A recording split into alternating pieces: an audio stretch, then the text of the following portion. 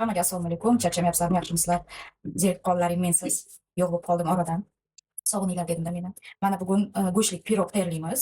1 kilo un, chevrolet, mana 250 gramm qo'rqdim, razrыхлитель va qatiq. Kefir, qatiq farqi yo'q. Xullas xamirni qilib oldim. Agar kimga podrobniy retsept kerak bo'lsa, kommentariyada plyus belgini qoldirsalaring, podrobniy retsept yechib ko'rsatib beraman. Xamirimiz juda воздушный, shunaqa yumshoq chiqdi. Qaranglar. Endi buni dam olishga olib qo'yamiz. Go'shtli pirogimizga nachinkani tayyorlab oldim. Xuddi somsaday nachinkasi bo'ladi. Go'sht va piyoz. Kartoshka tyorkadan chiqardim. Mana shunday qilib kartoshkani tyorkadan chiqarasizlar. E'tibor qilmanglar, svetim ozgina xiraroq.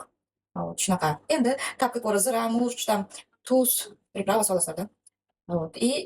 Mana shu nachinkani shunday yoyib, kartoshkani ustidan terib chiqamiz. Mana xamirimizni yoyib oldik. Endi mana shu kartoshkani ustiga terib chiqamiz.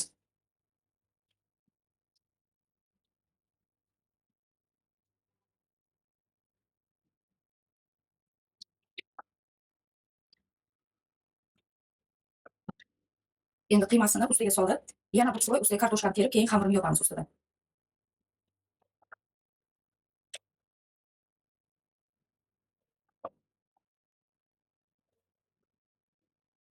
Mana narsani terib chiqdik. Endi ustiga yana bir sloy xamirni yopamiz.